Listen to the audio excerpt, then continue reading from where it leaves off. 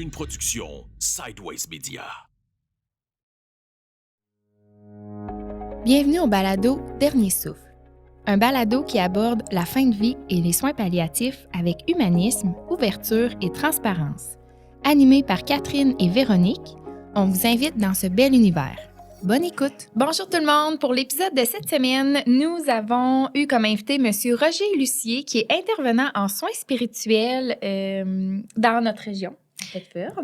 Oui. Donc, en fait, ce qui est intéressant, c'est qu'on a vraiment défini c'est quoi un intervenant en soins spirituels, qu'est-ce que ça mange en hiver. Puis, on a également démystifié un peu cet univers-là, puis le rôle de M. Lucier au sein de l'équipe des soins palliatifs, donc et de fin de vie. C'était très intéressant. Vraiment. Puis, c'est ça. Je pense que vous allez en apprendre davantage sur ce rôle-là d'intervenant là, au sein de l'équipe. Alors, voilà, j'espère que vous allez aimer l'épisode. Bonjour Véronique et Allô, bonjour Roger. Catherine. Bonjour, ça fait plaisir de vous revoir On aujourd'hui. est contente que tu sois là. Mais je suis contente d'être là. Merci de m'avoir invité. Ben oui. Donc, Roger, parle-nous de toi, un petit peu de ton parcours. C'est ça, ton Professionnel, professionnel, ouais, bien exactement. sûr. Oui. Bien, moi, je suis un intervenant en soins spirituels, récemment retraité.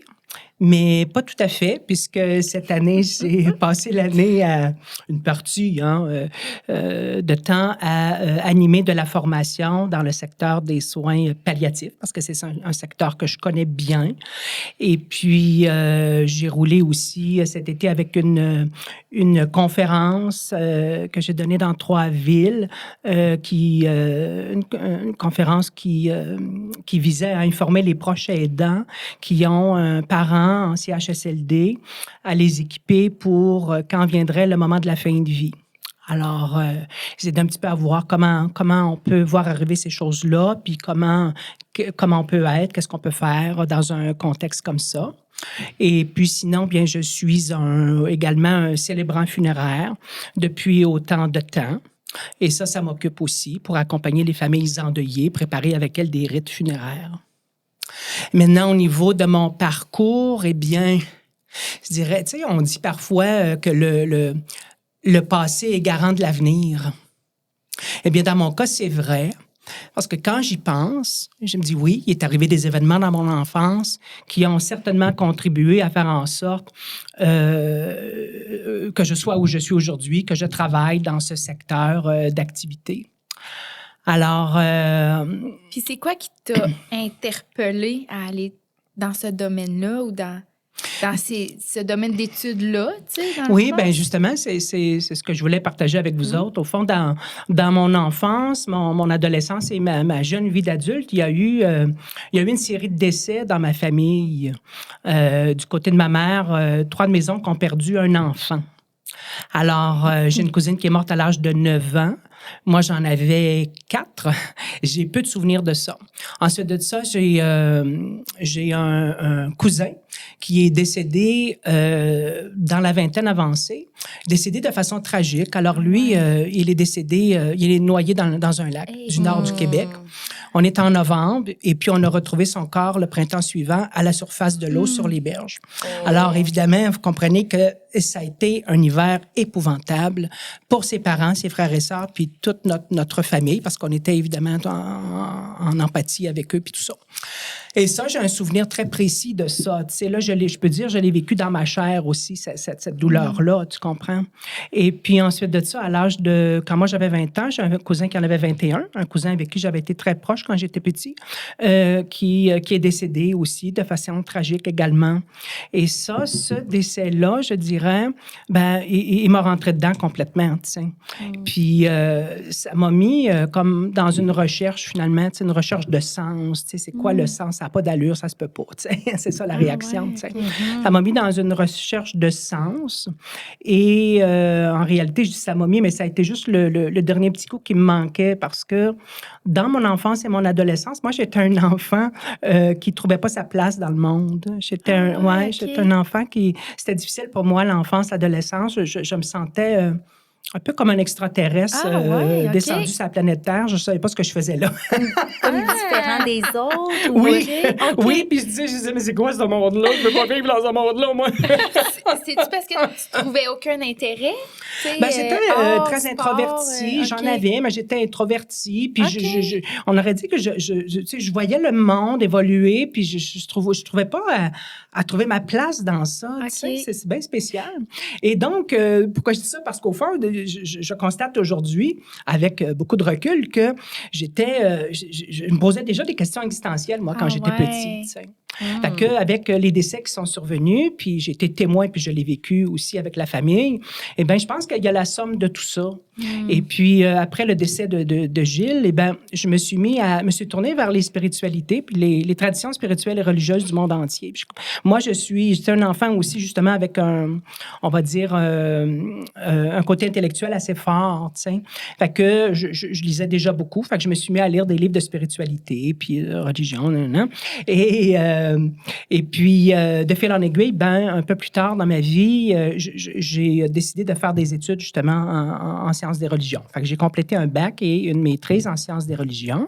Pendant que j'ai fait ça, j'ai ressenti un appel intérieur pour accompagner des personnes en fin de vie. Alors, j'ai fait de la recherche. Je vivais à Montréal. J'ai trouvé un hôpital où on accueillait des bénévoles pour cela. Alors, j'ai fait partie d'une équipe de bénévoles accompagnateurs de personnes en fin de vie pendant 10 ans. Alors, à raison d'une demi-journée par semaine, j'accompagnais les personnes en fin de vie et leurs proches de façon bénévole.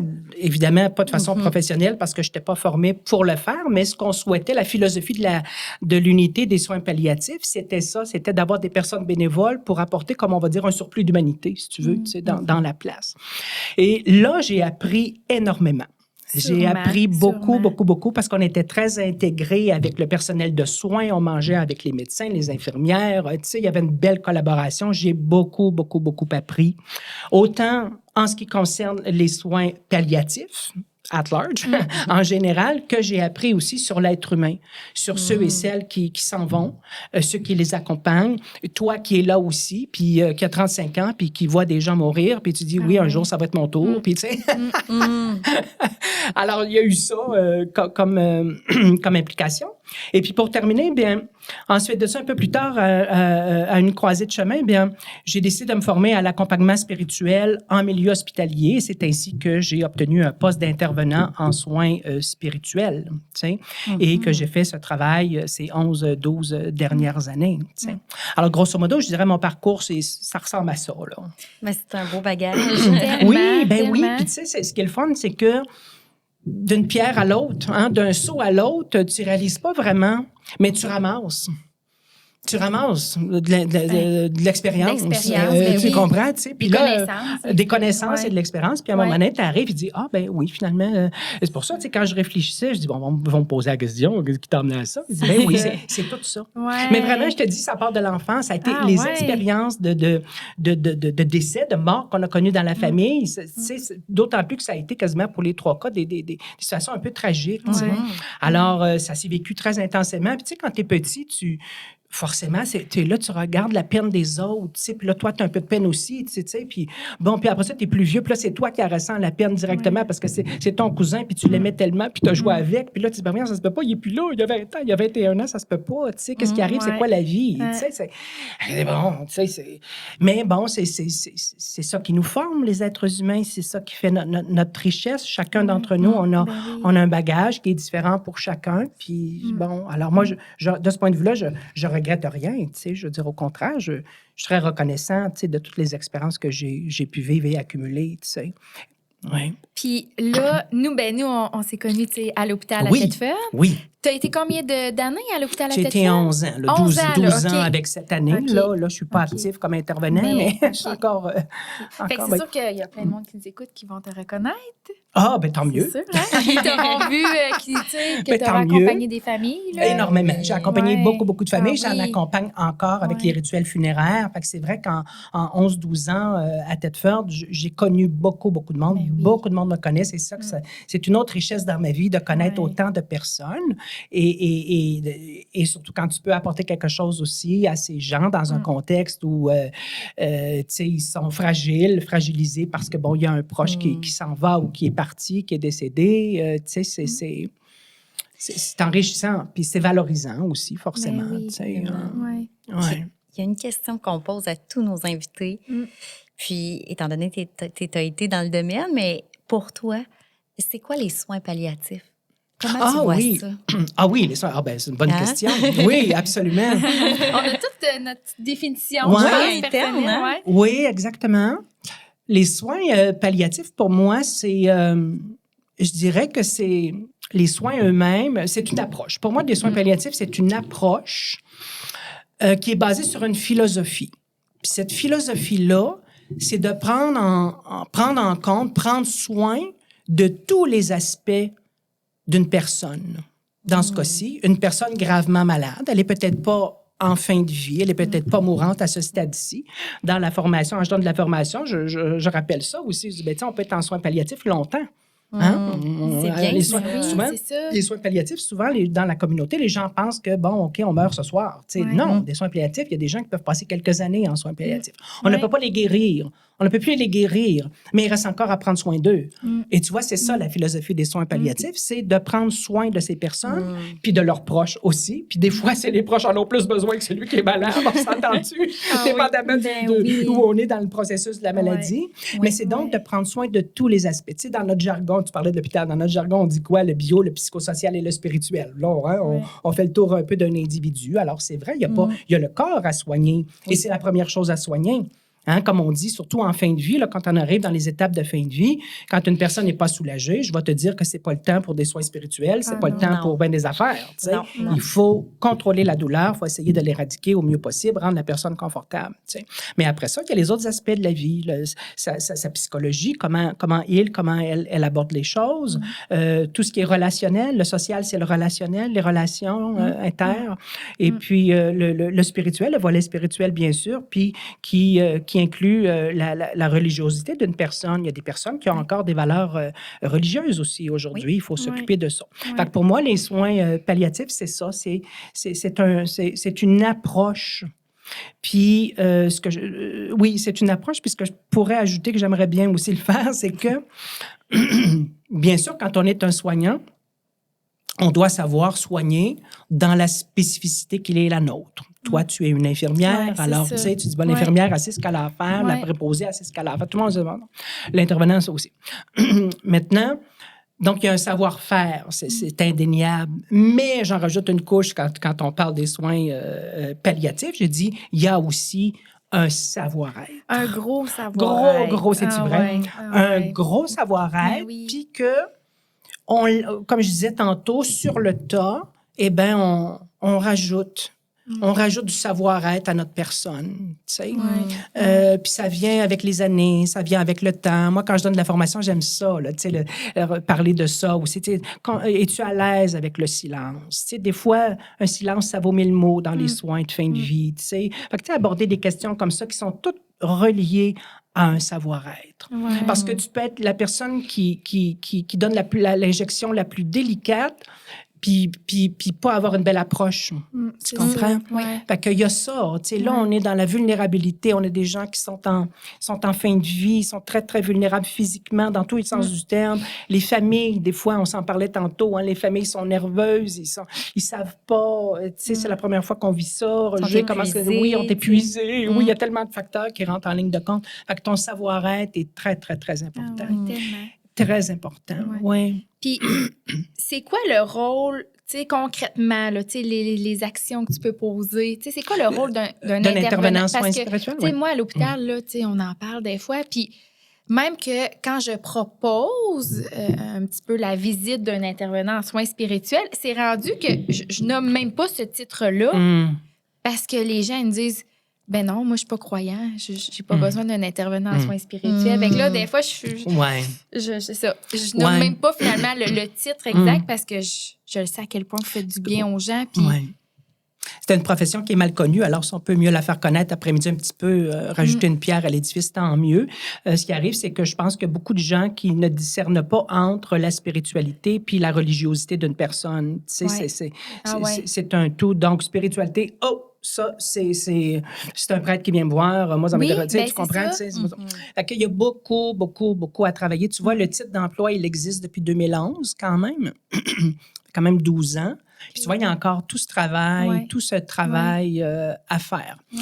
Un intervenant en soins spirituels, c'est un homme ou une femme qui est formé pour le faire. Le ministère de la Santé du Québec demande un diplôme de 2e cycle court en pastoral de la santé. Il y a des titres différents un petit peu d'une université à l'autre.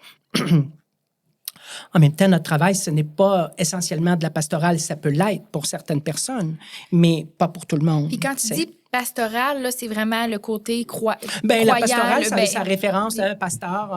Le pasteur pastoral, tu sais, va référer plus au côté religieux, si la tu veux. Religion, oui, plus la religion, exactement. Tu sais.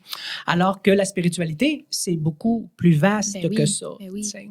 Mais pour revenir au rôle de l'intervenant, donc l'intervenant, il est formé pour accompagner, spirituellement parlant, des personnes malades qui sont hospitalisées. Il y a la courte durée versus la longue durée. Courte durée, c'est l'hôpital. La longue durée, ce sont les CHSLD. Maintenant aussi au Québec, les maisons des aînés. Alors, on est formé pour aider les personnes malades à, je dirais, grosso modo, à traverser l'expérience de la maladie parce qu'ils sont malades. Comprends-tu? Et puis, on le fait avec quoi? Moi, je dis, chacun a son coffre d'outils dans sa spécificité professionnelle. Moi, mon coffre d'outils, essentiellement, c'est moi-même. C'est ma capacité d'écoute, c'est ma capacité de compréhension, c'est ma capacité d'apporter une parole réconfortante, tu sais, de poser des gestes. Bon, il y a tout ça dans l'accompagnement spirituel. Mais on pourrait dire, donc, je reviens encore à la définition, oui, accompagner moralement, spirituellement, religieusement les personnes qui le désirent, évidemment. Et on le fait toujours dans le respect de leurs valeurs et de leurs croyances. Ce qui est important de dire, c'est que ce service est un service non confessionnel. Ça veut dire qu'il n'est pas basé justement sur une confession religieuse. Donc, c'est pas... Autrefois, il y avait des aumôniers d'hôpitaux. Il y avait aussi des religieux, des religieuses. Et évidemment, on venait au nom de l'Église, au nom de la foi, au nom de... Aujourd'hui, on peut pas faire ça. On connaît un peu comment l'évolution du Québec, là, au plan social et tout ça, spirituel et religieux aussi. On peut pas le faire. T'sais. Mais comme tu disais, Catherine, et c'est le fun parce que on s'est entendu là-dessus rapidement, une belle collaboration. On prend les moyens qu'on peut. Des fois, que si tu veux, alors on essaie d'apporter un mot. On va dire quelqu'un pour vous écouter, venir partager un petit peu ce que vous êtes en train de vivre, puis tout ça. Puis, de façon très, très générale, une fois que les gens ils ont eu un premier contact avec nous, ça a désamorcé les craintes puis les peurs. Et puis, bien souvent, on établit vraiment des belles relations, des fois sur du très long terme, des relations qui peuvent durer des fois des années avec des personnes malades. Puis vous faites... Moi, je le vois à l'hôpital, là, je trouve tellement que vous faites une grosse différence là, dans le cheminement autant de la personne malade que de la famille. L'acceptation de la mort qui s'en vient, c'est fou, là. Moi, j'arrête pas de le dire. Il y a vraiment un avant l'accompagnement en soins spirituels et un après. Je trouve vraiment que... Ouais. Puis, comme tu l'as dit, vous faites pas juste... c'est pas juste au niveau de la religion, là, mais non, c'est ça, c'est en fonction des valeurs et des croyances de la personne. Évidemment, chez les personnes les plus âgées, souvent encore, il y a ça. Il y a encore cette dimension religieuse dans leur vie qui est importante à accompagner. Donc, l'intervenant doit être à l'aise, si tu veux, dans tous ces... dans toutes ces facettes-là. Moi, je le suis. J'ai pas de problème à accompagner les personnes là où elles sont. Le plus important, c'est ça. Moi, je pense à ma grand-mère. Elle voudrait là, qu'on fasse une prière là, religieuse. Oui. Mais bon, si ça serait quelqu'un de notre âge, pas sûr que... Non, on accompagne. Mais non, on accompagne autrement. Oui. Exactement. Oui. Puis, j'aurais envie de poser la question.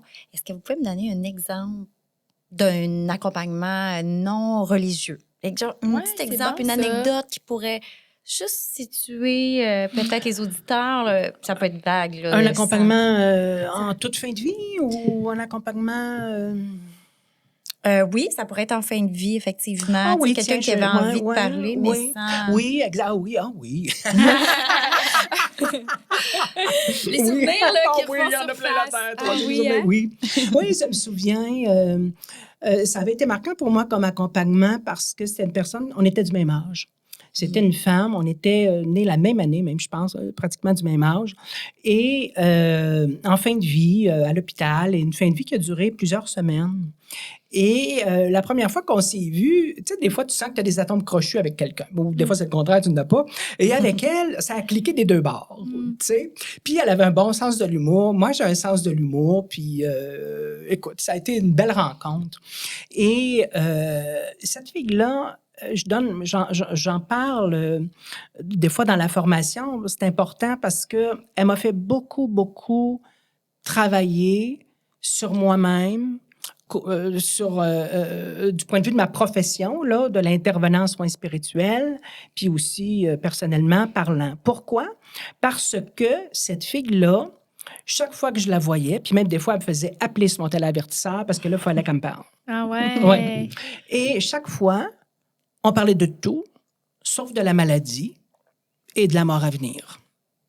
Et honnêtement, ça m'a questionné à un moment donné. Je me disais, bon, tu sais, est-ce que je l'accompagne bien? Est-ce que, tu sais, j'avais quelque chose comme ça, on m'en parle pas, tu sais, on va-tu frapper un mur à un moment donné? Tu sais, tu comprends? Ça me faisait, ça me faisait poser beaucoup de questions. Oui, puis tu sais, même moi, des fois, je me pose cette question-là en tant que professionnelle, tu sais, en tant qu'infirmière, je me dis, faut-il absolument en parler, finalement, de la mort, là, tu sais? Ben voilà la question. T'sais? Faut-il vraiment en parler? Oui. Moi, je pense que, là, je fais une petite parenthèse, dans l'accompagnement, je crois qu'il y a beaucoup plus à écouter qu'à dire. Oui. Et déjà, quand tu écoutes, tu as une bonne idée de ce qu'il y a à dire ou ne pas dire. Alors, à l'écouter, ce que j'entendais, puis en y réfléchissant le soir à la maison, je me disais, ben oui, Roger, on a le même âge, on n'a pas 50 ans. Comment tu peux accepter de mourir Oui, c'est ça. avant 50 ans? Puis même avant, on peut avoir 90 ans pour être prêt à mourir puis pas vouloir. Ah oui, c'est vrai. Ah oui, Le- ah le- Non, oui. ça n'a mais pas là, rapport tu sais, avec on a l'âge. 40 quelques années, Oui, donc oui. on nous en parle l'allure, tu sais, puis je Oui. sens bien que forcément, elle n'aime pas ça, ben, probablement en colère, puis tout ça, mais bon, c'est sûr que des fois, tu lances la perche un peu, tu sais, puis tu vas essayer de voir si tu peux pas faire une petite ouverture. Mais grosso modo, elle me parlait de sa vie, elle me parlait de sa famille, les voyages qu'elle aimait faire, les voyages dans le sud. Puis toi, Roger, là, tu reviens de voyage, puis t'es Ouais, allé ouais. où, puis tout ça. Alors, à un moment donné, j'ai comme conclu que cette fille-là, elle avait comme j'appelais ça une stratégie. Elle avait développé une stratégie de survivance, au fond. C'était, ben moi, là, si je suis pour mourir, là, m'en vivre. Puis je vais vivre intensément chaque jour de ma vie, que je sois dans une chambre de soins palliatifs ou pas. Comprends-tu? Et donc, Ouais. cette fille-là, chaque jour, dans les premiers temps, elle le faisait elle-même. Évidemment, là, diminuant en capacité, à un moment donné, on a dû l'aider. Chaque jour, elle faisait sa toilette, elle se faisait les cheveux, elle se maquillait, elle s'habillait, mettait ses chaussures, elle se faisait belle, ouverte à passer une belle journée. La famille arrivait, c'était l'été, la famille arrivait avec des petits fruits, elle mangeait des petits fruits, on en a mangé des petits fruits, c'était là. Des shortcake, puis ça, puis frais, là, tu sais, comprends-tu? Elle était vivante, comprends-tu? Puis c'est ça que j'ai trouvé beau à la fin, mais je me suis dit, bravo, cher, parce que t'es restée vivante jusqu'à la fin. Puis ça me regarde pas, c'est-à-dire que c'est pas important pour moi qu'elle ait parlé ou pas de la mort, tu comprends? Tu sais, c'est là que j'ai réalisé, non, c'est pas à moi de déterminer s'il faut en parler ou pas, c'est à elle, c'est à lui, monsieur, madame, de me le dire, ce qu'il veut bien me dire. Fait que tu vois, l'accompagnement, là, il n'y avait pas de notion religieuse. Il y avait une notion spirituelle, oui, parce que la spiritualité, si je reviens, on dit, bon, ben, la spiritualité, c'est les valeurs d'une personne. Ben, à travers tout ce qu'elle m'a dit, on m'a parlé d'elle, de ses valeurs, puis de ses croyances et de ses non-croyances. Je savais qu'elle ne voulait pas entendre parler de religion, si tu veux. Tu sais, puis j'avais mis ça clair au début, que j'avais pas un agenda pour ça non plus, que j'étais pas là pour ça, tu sais, que j'étais là pour l'accompagner dans ce qu'elle voulait bien partager, me partager puis vivre avec elle, tu sais.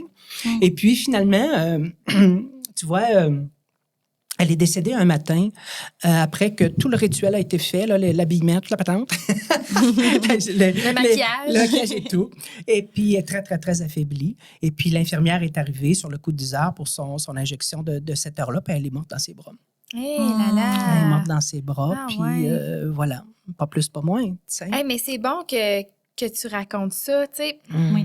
parce que, ben, c'est ça, on dirait que ça me ramène, moi aussi, là, à plein de souvenirs tu sais, que c'est beaucoup de patients qui veulent pas parler de la mort, qui veulent pas parler de la fin, Absolument.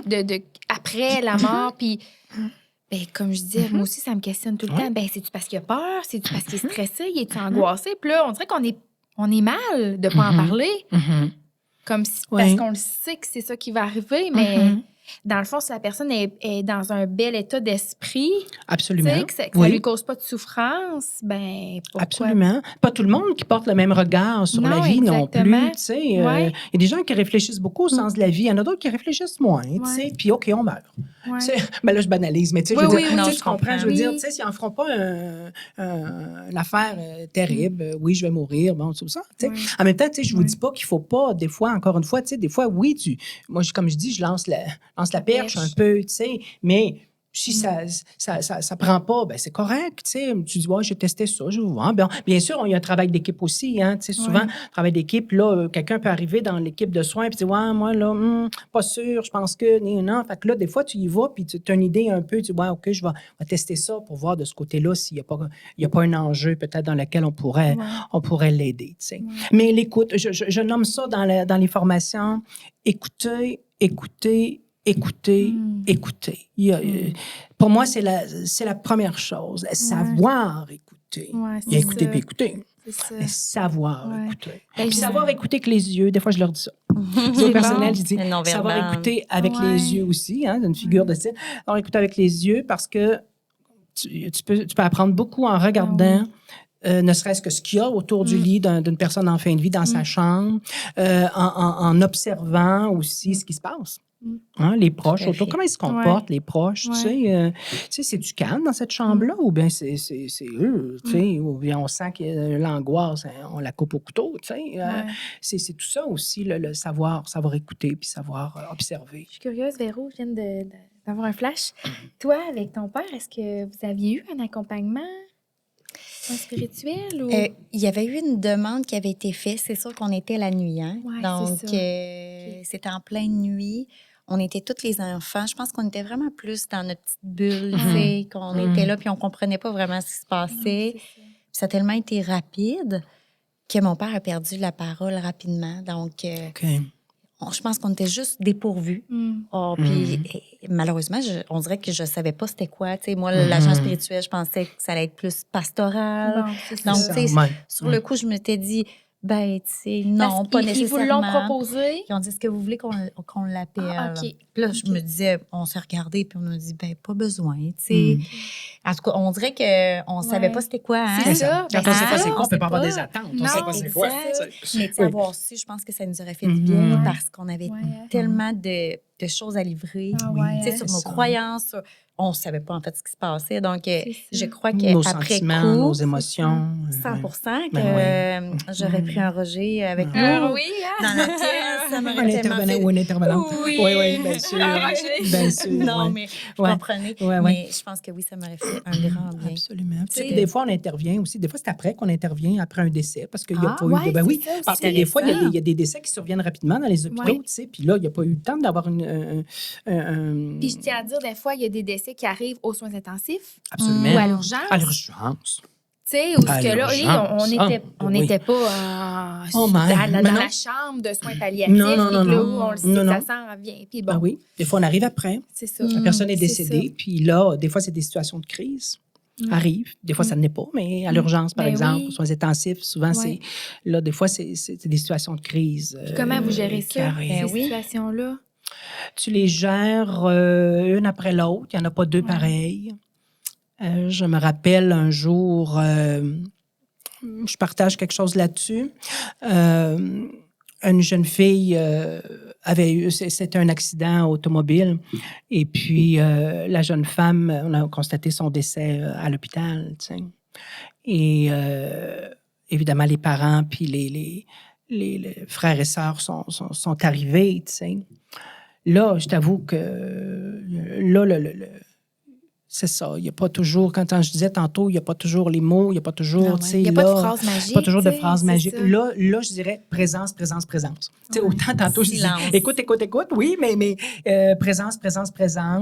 Il faut absorber le choc. Il y a pas tant. Là, je suis pas dans les grands rituels dans ce temps-là, en tout cas pas dans les premières heures, parce que c'est des accompagnements des fois qui prennent des heures. Et je me souviens que dans ce cas-là, ça s'est joué du matin quasiment jusqu'en fin d'après-midi. Et à un moment donné, des jeunes filles qui allaient à l'école avec elle sont arrivées pour prendre de ses nouvelles. Ah, mon Dieu. Dans leur tête, là, était vivante. Et là là. Fait que c'est quelque chose. Mais tu fais, écoute, c'est difficile pour moi de répondre. Tu sais, tu fais ce que tu peux avec ce qu'il y a là pour le faire. Tu sais, des fois, je dis, on tricote avec ce qu'on a. Tu sais. Le soin, on le tricote avec ce qu'on a. Puis c'est vrai, dans un cas comme ça, il y a beaucoup de... Là, je pense que ce que les gens vont retenir le plus, ceux qui sont en état de choc, souvent, le peu qu'ils vont retenir, c'est peut-être justement ta présence aimante, réconfortante, qui n'a pas pris toute la place. C'est pas le temps de prendre la place. Puis, à un moment donné, ben là, tu vas jauger dans les heures. Tu vas voir si c'est le temps. Y a-tu de la place pour une parole de consolation, quelque chose, tu sais, comme quand on propose un rituel qu'on organise, tu sais, y a-tu de la place pour ça? Des fois, oui, des fois, non. Tu sais, c'est très variable, tu sais, d'une personne à l'autre. C'est de s'adapter, finalement. S'adapter à ce qui est là, aux gens qui sont là, aux besoins de la famille. Tu sais, concrètement, si ça arrive à l'urgence, bien souvent, on va porter les familles dans une petite salle à part aussi, là, tu sais, pour pas qu'ils restent dans le brouhaha. Oui, de façon générale. Oui, on a toujours trouvé une salle pour circonscrire la chose, là, parce que déjà, que pour le personnel aussi, pour le personnel de soins, c'est difficile à vivre des situations comme ça aussi. Porte du café. Tu sais, des fois, c'est... Oui, mais c'est non, mais tout tu ris. simple. Comment de fois j'ai apporté du café à des personnes que j'accompagnais. Je peux-tu vous offrir un café? Puis je vais te dire, bien franchement, bien souvent, c'était la porte d'entrée pour une relation. Ah, ouais, hein? C'est une porte d'entrée. C'est comme ça que la porte s'ouvrait pour... puis je le faisais vraiment de tout mon cœur. Je peux aller vous chercher un café, ça ferait du bien. Tu sais, je ne les connais pas, là. Mais mais ça, du café, oui, bon, je vais aller vous en chercher un. Puis là, ben, tiens, puis le café, nani, nana. Puis là, finalement, ah ben oui, vous êtes qui? Nani, nana, tu sais, Puis là, il y a une relation qui se construit. Et ça aussi, le soin spirituel, comme les autres aussi, c'est relationnel aussi. Tu sais, des fois, je dis, tu sais, tant que tu n'as pas acquis la confiance de la personne que tu soignes puis de ses proches, ça ne marchera pas. Tu sais, je veux dire, il faut travailler aussi la relation de confiance, essayer d'établir un lien de confiance. Tu sais, quelqu'un il ne va pas se confier à toi s'il n'a pas confiance en toi. Non. Hein? Ça, c'est certain. D'où, quand je reviens à l'idée de dire, ben, qui es-tu? Tu es ton propre outil de travail. Comment tu te présentes auprès des gens? As-tu l'air de quelqu'un qui n'a pas le temps? Non, moi, je ne peux pas avoir l'air de quelqu'un qui n'a pas le temps. Non, Puis c'est des fois, vrai. l'intervenant spirituel, il n'a pas plus Non, que les autres. non. Mais tu ne peux pas. Tu dois arriver dans une posture où tu as toute la journée. Oui. T'es dédié à la personne à 100%. C'est bon, 200%. Ah ouais, C'est ça tellement. au personnel souvent aussi. Je dis, c'est vrai qu'on soigne vite de nos jours, c'est la folie.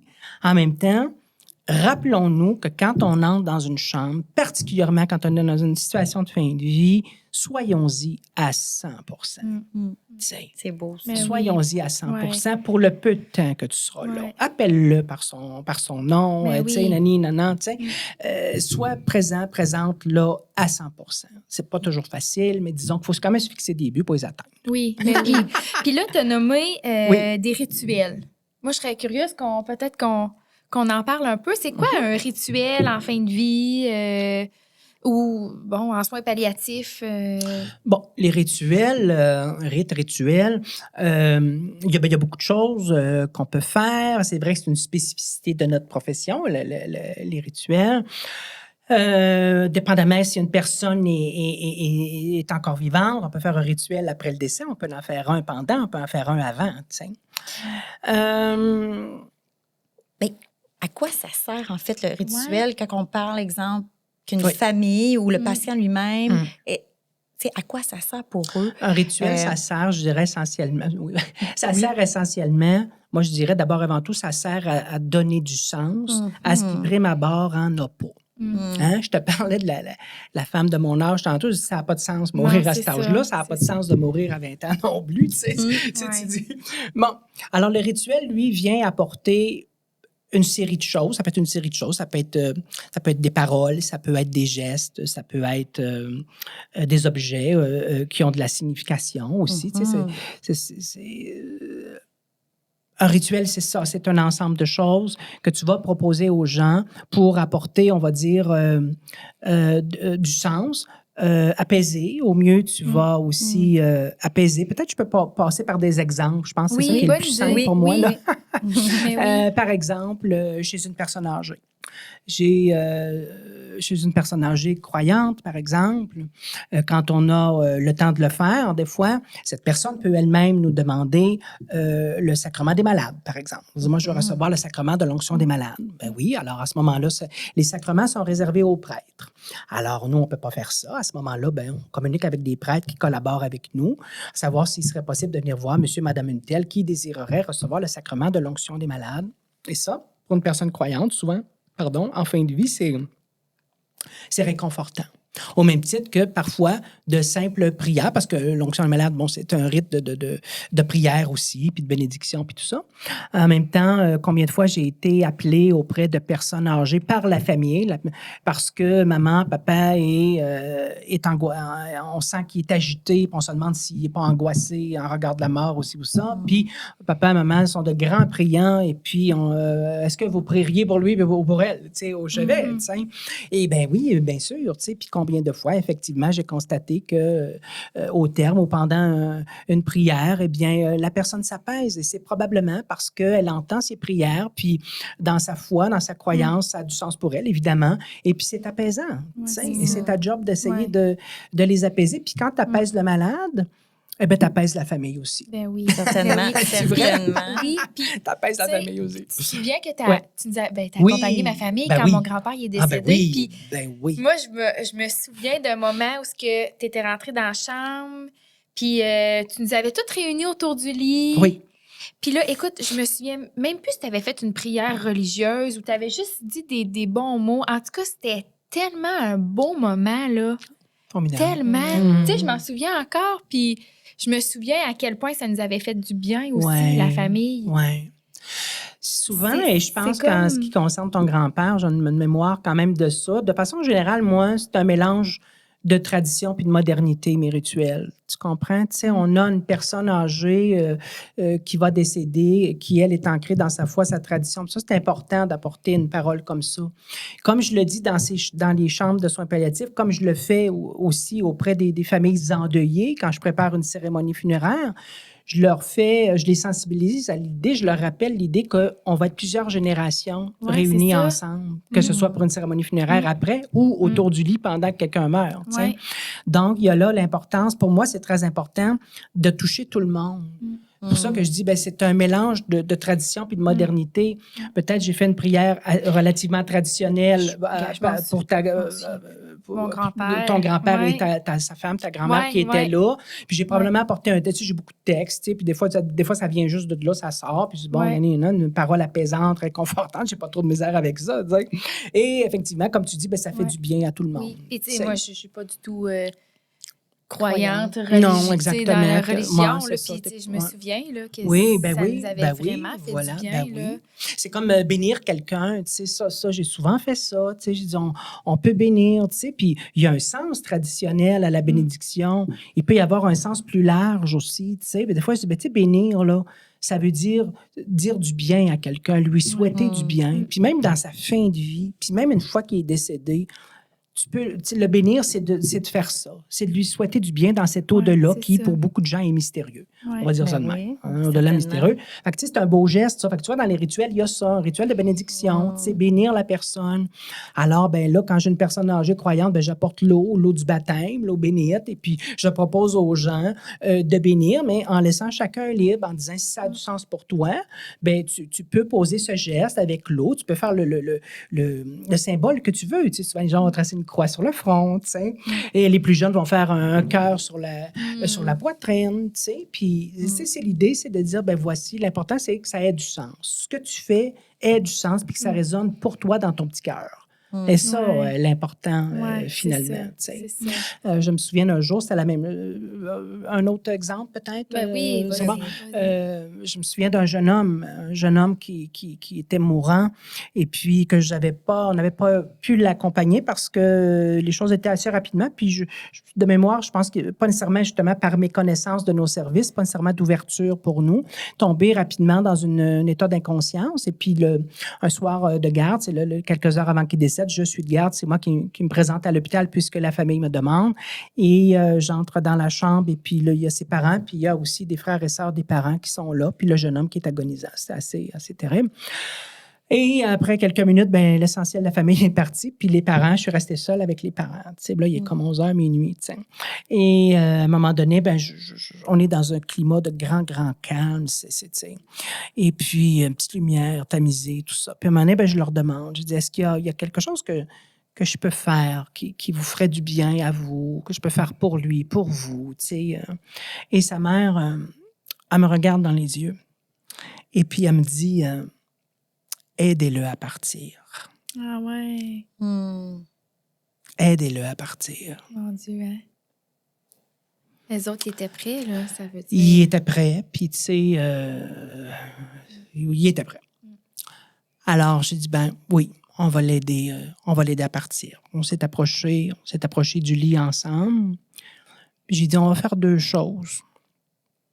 On va le bénir, puis on va le confier à Dieu. C'est des gens croyants. On va le confier à Dieu. Et c'est ça qu'on a fait. Alors, j'ai expliqué très simplement le sens de la bénédiction et puis cette idée de le remettre à plus grand que soi, tu sais.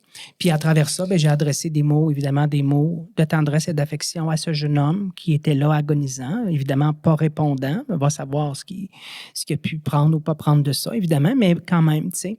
Et ça a été extrêmement émouvant, autant pour eux que pour moi. Et en même temps, ben je pense que ça l'a aussi apaisé les choses. Ça n'a rien réparé, il n'est pas revenu, il est pas, tu sais. Mais peut-être qu'eux aussi, aujourd'hui, ils se disent peut-être, ben tu sais, je me souviens du moment qu'on a fait ça ensemble, papa, tu sais. Tu dis, bon, ben, c'est un surplus d'humanité que tu as apporté, puis tant mieux, tu sais. Fait que, je ne sais pas si ça répond pour la question des rituels, tu sais. Ben oui, totalement. Puis, tu parlais tantôt de spiritualité. Puis, tu sais, que chacun, on a toute notre spiritualité. Puis, je sais pas si on pourrait peut-être la définir un petit peu, tu sais, la notion de spiritualité. Oui, c'est ça. Oui, bonne question. Oui, la spiritualité, c'est un vaste domaine. Moi, des fois, je dis c'est presque un fourre-tout, là. Il faut faire attention. Mais bon, et je dirais qu'il y a peut-être autant de définitions qu'il y a d'êtres humains pour en donner une, tu sais. Ouais. Mais disons que moi, personnellement, comment je la circonscris, la spiritualité? Bon, ben, pour moi, la spiritualité, c'est la vie intérieure. Moi, je dis, c'est ta vie intérieure, c'est ta petite voix, c'est ta relation avec toi-même. Hein? Tu sais, on se parle dans la vie, tu sais, des fois, on se critique soi-même, mais bon, tu sais, c'est ça, la relation à toi-même, c'est ça. Donc, c'est la relation à soi, c'est la relation aux autres, petit a, tous les autres, ton chum, ta blonde, ton père, ta mère, tes frères, tes sœurs, tes collègues de travail, tous ceux avec qui tu interviens dans la vie. Et puis, ultimement, c'est ta relation au tout autre avec un grand A. Et puis là, le tout autre, ou le plus grand que soi, ben, il y a un mot de 4 lettres dans le monde entier qui définit ça, c'est Dieu. D-I-E-U. Et là, chacun y met sa définition, son image. Tu comprends? Alors, pour moi, déjà, ça trace un portrait de la spiritualité. Ensuite de ça, ben, le tissu de la spiritualité, je reviens là-dessus, je disais tantôt, ben, c'est les valeurs d'une personne, ses croyances. Ça dit déjà beaucoup d'elle. Et puis, c'est avec ça que tu travailles ta vie intérieure, ta vie extérieure, tes relations avec les autres, puis tes questionnements peut-être en regard d'un plus grand que soi. Questions existentielles. Les questions, aussi, oui, le sens. C'est la recherche du sens. Beaucoup, la spiritualité, c'est ça aussi. C'est beaucoup. Ce qui sous-tend ça, c'est le sens. On ne se lève pas le matin, comme des fois je fais des fêtes, on se lève pas le matin, on se dit, bon, c'est quoi le sens aujourd'hui? Non, c'est pas ça. Mais ça reste que la vie, par exemple, elle se charge, elle, de mettre des événements dans ta vie qui, un jour ou l'autre, comme je nommais pour ma part, les décès dans ma jeunesse, mon enfance, enfants, dire c'est bien rough, ça, la vie. Ouais. Ils vont faire du sens. Oui, finalement. exactement, c'est la ça. recherche de sens, Ouais. exactement. Ouais. Et le sens, ben, on le trouve dans nos valeurs et les croyances qu'on adopte. Ben oui. Hein? Parce qu'il y a ça qui nous est légué souvent de nos parents. On grandit dans un univers dans lequel il y a des valeurs et des croyances, mais en vieillissant, on fait le ménage. Puis à un moment donné, ben, on va chercher des gens disant ça me correspond pas, non, moi je crois pas à ça. Hein? Tu sais, puis chacun fait son chemin dans la vie, puis il se fabrique un tissu spirituel. Tu sais. Je dirais que... Fait que tout le monde a une spiritualité, tu sais, dans le sens. Ben, c'est parce qu'on ne le sait pas, c'est parce qu'on n'en parle pas. Tu sais, comme des fois, je dis, dans les cérémonies funéraires, je fais référence à une spiritualité basée sur la nature. Tu sais, moi, quand j'entends un homme, c'est souvent les hommes, qui me parlent de son lien à la nature, tu sais, puis que comment la nature est grande, puis ça encore en fin de semaine, c'était ça, puis écoute, contemplatif de la nature, ben j'ai dit, il contemple le plus grand que soi, et c'est juste qu'il ne nomme pas comme ça, tu sais, il contemple Dieu, si tu veux, tu sais, tu comprends, tu sais, Alors oui, une spiritualité incarnée dans la nature, une spiritualité incarnée dans le soin aux autres, il y a des gens, tu sais, c'est la ligne directrice d'une vie, là, c'est là que tu sais, c'est ça beaucoup, je trouve, la ligne directrice d'une vie, parce que moi, quand je fais mes cérémonies funéraires, j'analyse forcément un petit peu l'histoire de vie qu'on veut bien me raconter. Puis j'essaie toujours de voir c'est quoi le filon. Tu sais? Puis des fois, c'est ça. Des fois, c'est la nature. Des fois, c'est le don de soi. Il y a des personnes qui ont passé leur vie à donner du temps puis d'eux-mêmes. C'est ça qui ressort de leur vie de mille façons. Comprends-tu? Ben ça, c'est de la spiritualité, ça, à mon sens, à moi. Tu sais, l'autre, c'est l'hospitalité. Tu sais, des personnes recevantes. Oh, maman, elle a reçu. Écoute, maman, c'était épouvantable, les tablés, ça finissait pas. Tu sais. Ben là, on est dans des éléments de spiritualité. Ça avait du sens pour elle. Ça le faisait. À moins qu'on lui torde le bras, mais tu sais, c'est que ça avait du sens pour elle, puis que ça la nourrissait intérieurement. Tu sais, spiritualité, c'est aussi ce qui et ceux et celles, puis ce quoi qui te nourrit aussi, qui fait en sorte que tu avances, puis que tu dis oui, demain je m'en vais là, demain je fais ça, tu sais, sinon tu comprends? Oui, tout à fait. Ah, c'est bon. C'est beau. C'est vraiment beau, oui. Ben, je pense que ça conclut. Je pense que ça fait le tour, oui. Ben, de- tant mieux, c'est vrai. Ben oui, puis tu sais, dans le fond, le but, c'était un peu de démystifier ton rôle, là, tu sais, le Oui. rôle des Oui. intervenants. Bon, ben, j'espère que j'ai réussi à le faire. Que Certainement. quand on le propose à l'hôpital, que les gens disent oui. Oui, on veut. certainement. Certainement. Puis que ce soit Ouais. plus clair aussi pour les gens, pour pas que ça fasse peur, tu sais, Non, comme qu'on c'est disait. ça. Puis C'est au Non, contraire, absolument. je pense que ça va avoir mis beaucoup de lumière autour du Vraiment. rôle en soi. Ben, je l'espère. Oui. Puis juste avant de finir, là, vous êtes, ben, tu sais, dans la région de Tête-Forte, vous êtes à l'hôpital et en CHSLD. On couvre à peu près tous les secteurs de l'hôpital, puis les CHSLD, Maisons des aînés. OK. Ouais. OK.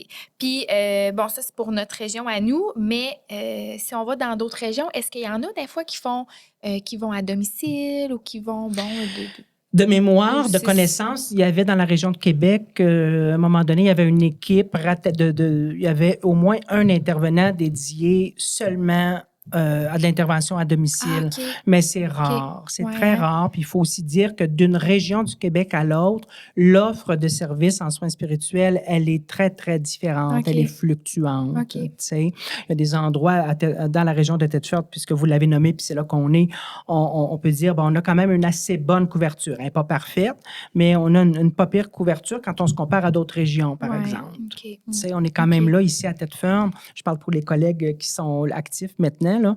Tu sais, 7 jours, 7 soirs. Ouais. Tu sais. Alors, c'est quand même bien, tu sais. Ah oui, tellement. Alors, tellement. voilà. OK. Ouais. Ah, merci. Ben, ça m'a fait grand plaisir. Ben, je vous souhaite C'était super intéressant. bonne chance dans la suite de, Oui, de votre merci. projet de balado. Je suis sûre qu'il Merci. va recevoir plein de Oui. belles et bonnes personnes. Oui, on à a encore plein de belles venir. idées, là. Oui, Ben oui, j'en suis vraiment. sûre. Ouais. Sinon, Puis, on va vous en donner. Eh bien, merci beaucoup. Merci. Oui, puis Merci de m'avoir à invité. tout le Merci monde qui beaucoup. nous ont écoutés aussi. On vous rappelle que ben on met les informations sur en bas là, dans la Oui, dans la description. description. Puis on se dit à la prochaine. À la prochaine. Bye.